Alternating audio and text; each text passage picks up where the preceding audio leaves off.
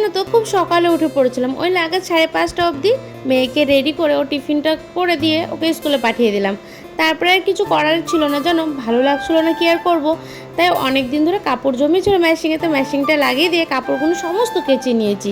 কেচে নেওয়ার পরে স্নানটা সেরে পুজোটা সেরে নিয়ে এই লঙ্কাগুলো অনেক দিন ধরে জমেছিল, তাই ভাবলাম নষ্ট হয়ে যাবে, তার জন্য এগুলো পরিষ্কার করে নিচ্ছি। জানো তো আমি না ভিডিও বানাচ্ছি আর একটা কথা ভাবছি, আমার ভিডিওগুলো তোমাদের কেমন লাগছে আমাকে কেউ কিছুই তোমরা বলছো না।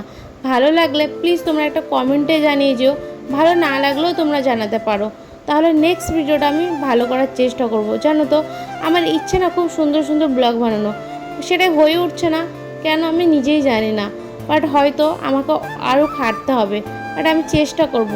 আর তোমরা ভালো মন্দটা বিচারটা করে গেলেই তো আমি চেষ্টাটা করব যে ব্লগটা ভালো হচ্ছে কি হচ্ছে না, কি আরও কেমন কি করব, তোমরাও তো একটু আইডিয়াটা দিতে পারো না কি।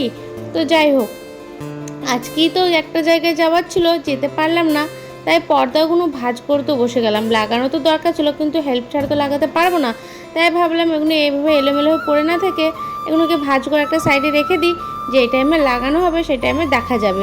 আচ্ছা, এই দুটো পর্দার মধ্যে বলো তো কোনটা মিশো আর কোনটা মার্কেটের, এটা বলতে পারলে একটা পুরস্কার আছে। সেটা আবার কী পুরস্কার দেবো তোমার? পুরস্কার আর কী বা দিব বলো এত দূরে থেকে। কিন্তু হ্যাঁ, তোমাদের জন্য সুন্দর সুন্দর ব্লগ আনার চেষ্টা আমি করব।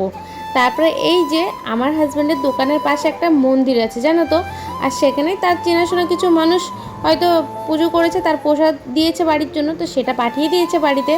আজকে তো রাত্রে মজা এসে গেল, জানো প্রসাদগুলো এত টেস্ট হয়েছে না।